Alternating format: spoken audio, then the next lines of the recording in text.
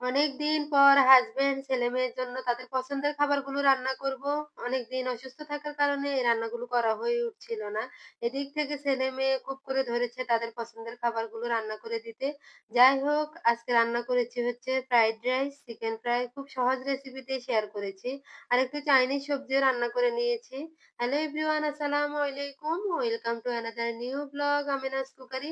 কেমন আছেন? আশা করছি সবাই অনেক, অনেক ভালো আছেন। আলহামদুলিল্লাহ আমরাও পরিবারের সবাই ভালো আছি। সবাইকে আমার পেজে আমন্ত্রণ জানিয়ে আজকের ভিডিওটি শুরু করলাম। সাধারণত আমরা চিকেন ফ্রাই তৈরি করতে খুব ঝামেলা করি। আজকে আমি খুব সহজ রেসিপিতে কয়েকটা ঝাঁকি দিয়ে চিকেন ফ্রাই তৈরি করে দেখাবো। এই তো এখানে আমি ব্রয়লার মুরগি কেটে ধুয়ে পরিষ্কার করে নিয়েছি। পিসগুলো বেশি একটা বড় করিনি, মিডিয়াম সাইজে রেখেছি। ব্রয়লার মুরগিটা কিন্তু আজকে আমি স্কিন ছাড়াই নিয়েছি। সাধারণত স্কিন সহ ব্রয়লার মুরগি দিয়ে আমরা চিকেন ফ্রাই করে থাকি। স্কিন সহ মুরগিটা ফ্রাই করলে ভিতরে তেমন কোনো মসলা ঢুকতে চায় না, যার জন্য আমি স্কিনটা ফেলে এই চিকেন ফ্রাইটা করে থাকি। এভাবে করে চিকেন ফ্রাইটা করলে খুব মুচমুচে থাকে। এখানে মসলা দিয়েছি হচ্ছে আদা রসুন বাটা ১ চা চামচ করে দিয়েছি। Soya sauce, tomato sauce, barbecue sauce প্রতিটা সসে ১ টেবিল চামচ করে দিয়েছি। বারবিকিউ সসটা অপশনাল, দিলে ভালো একটা টেস্ট পাওয়া যায়। আর দিয়ে নিয়েছি স্বাদ অনুযায়ী লবণ, গরম মসলা গুঁড়া ১ চা চামচ, লাল মরিচের গুঁড়া ২ চা চামচ করে দিয়েছি। টক দই দিয়ে নিয়েছি ২ টেবিল চামচ। সবগুলো মসলা দিয়ে ভালো করে মেখে ভাজার আগ মুহূর্ত পর্যন্ত রেস্টে রেখে দিয়েছি।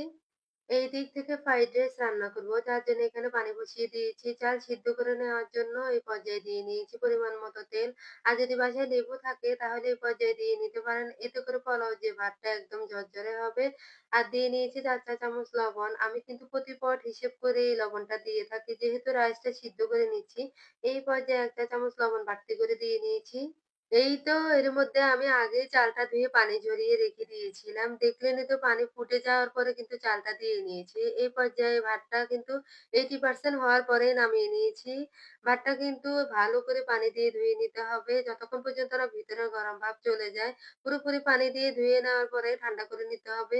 এই পর্যায়ে ভাতটা কিন্তু একদমই ঠান্ডা হয়ে গিয়েছে। দেখেন ভাতটা কতটা ঝরঝরে হয়েছে। এখন ভাতের পানি ঝরতে থাকুক। এদিক থেকে আমি রান্নাটা বসিয়ে দিব। আমার ডেইলি ব্লগ গুলো দেখতে যারা পছন্দ করেন, প্লিজ একটি লাইক দিয়ে ভিডিওটি কন্টিনিউ করবেন। আর লাইক, শেয়ার, ফলো দিয়ে পেজটি ভিজিট করবেন। আজকে আমি এগ ফ্রাইড রাইস রান্না করব। তো খুব কম উপকরণ দিয়ে রান্নাটা করব। এই তো পরিমাণ মতো বাটার আর তেল দিয়ে নিয়েছি। এরপর দিয়ে নিয়েছি রসুন কুচি। রসুন হালকা ব্রাউন হয়ে যাওয়ার পর এখানে আমি ৩ টি ডিমের সাথে গোলমরিচ গুঁড়া আর লবণ মিশিয়ে নিয়েছি। ভালো করে ফেটিয়ে নিয়েছি। এই পর্যায়ে ডিম দিয়ে অনবরত নেড়ে ডিমের ঝুড়ি তৈরি করে নিয়েছি। বাসায় কয়েক পদের সবজি ছিল, সেগুলো আগেই কুচি করে ধুয়ে রেখে দিয়েছিলাম পানি ঝরিয়ে। এর মধ্যে ছিল গাজর, ফুলকপি, সিম, বাঁধাকপি। ফ্রাইড রাইসের জন্য এই কয়েকটা সবজিই যথেষ্ট। ইচ্ছে করলে ক্যাপসিকামটা ইউজ করতে পারেন। এই পর্যায়ে স্বাদ অনুযায়ী লবণ দিয়ে নিয়েছি। লবণ মিশিয়ে দিয়ে ঢাকনা দিয়ে দিব। চুলার আঁচটা কমে রেখেছি। সবজি বেশি একটা সিদ্ধ করব না। এদিক থেকে চিকেন ফ্রাই মাংস মেরিনেট হয়ে গিয়েছে। এখন বাকি প্রসেস গুলো করে নিব। আমি যে বললাম আজকে ঝাঁকি দিয়ে চিকেন ফ্রাই তৈরি করে নিব। তো কিভাবে কি করলাম সেটাই আজকে দেখাবো। এই তো আমি বক্সের মধ্যে ময়দা ১.৫ কাপ নিয়েছি। আর দিয়েছি মরিচের গুঁড়া ১ চা চামচ আর দিয়েছি স্বাদ অনুযায়ী লবণ। এখন মসলা ময়দার সাথে মিশিয়ে নিয়েছি। এরপর এই ময়দার মধ্যে চিকেন গুলো দিয়ে নিয়েছি। এখন বাটিতে যে মসলাগুলো ছিল এর মধ্যে টক দই ২ টেবিল চামচ দিয়ে নিয়েছি। এটা বাটার মিল্কের কাজ করবে। স্বাদ এবং টেস্ট বহুগুণে বেড়ে যাবে এই চিকেন ফ্রাই। সাধারণত চিকেন ফ্রাই বানানোর সময় ডিম ব্যবহার করা হয়। আমি কিন্তু আজকে আর ডিম ব্যবহার করব না। ডিম ছাড়াই আজকে চিকেন ফ্রাই তৈরি করে নিচ্ছি। এই তো এর মধ্যে আমি বক্সে ঢাকনা দিয়ে একবার ঝাঁকি দিয়ে সবগুলো চিকেন একসাথে ময়দার মধ্যে কোট করে নিয়েছি। এখন আবার বাটার মিল্কের মধ্যে চিকেন গুলো ডুবিয়ে আবার ময়দার মধ্যে কোট করে নিতে হবে। এতে করে সুবিধা হচ্ছে অনেকগুলো চিকেন একসাথে কোট করে নেওয়া যাচ্ছে। আলাদা, আলাদা করে কোনো ঝামেলা করা লাগবে না। খুব কম সময়ের মধ্যে চিকেনের গায়ে লেয়ার তৈরি করে নেওয়া যাচ্ছে। আমার আজকে চিকেন ফ্রাই তৈরির প্রসেসটা কার কাছে কেমন লেগেছে অবশ্যই জানাবেন। দেখেন এই তো আমি ফাইনাল ঝাঁকিটা দিয়ে নিয়েছি। চিকেন গুলো এভাবে বক্সে রেখে দিব, পরবর্তীতে ভেজে নেব। এই দিক থেকে ফ্রাইড রাইসের সবজিগুলো হয়ে গিয়েছে। এই পর্যায়ে পোলাওর ভাতটা দিয়ে নিব। ভাতটা কিন্তু একবারে দেওয়া যাবে না। অর্ধেকটা দিয়ে সবজির সাথে ভালো করে মিশিয়ে নিতে হবে। এগুলো মিশিয়ে নেওয়া হয়ে গেলে বাকি ভাতটা দিয়ে নিব। এই দিক থেকে সকাল থেকে গ্যাস থাকে না, এটা আমাদের নিত্যদিনের কমন সমস্যা। যাই হোক, আমি কিন্তু আজকে দুপুরের পর থেকে রান্নাগুলো করে নিচ্ছি। রাতের খাবারের আয়োজনে এই মেনুগুলো থাকবে। কি আর করার, এখন দুপুরের রান্নাগুলো আমি রাত্রেই করে থাকি। কারণ সকাল থেকে দুপুর ২টা পর্যন্ত গ্যাস থাকে না, যার জন্য। আজকে আমি কিন্তু ফ্রাইড রাইস একটু বেশি করেই রান্না করে নিচ্ছি। কারণ আমার ছেলে-মেয়ে খুব পছন্দ করে। আমি কিন্তু এই টাইপের রান্নাগুলো করলে বেশি করেই রান্না করে রাখি।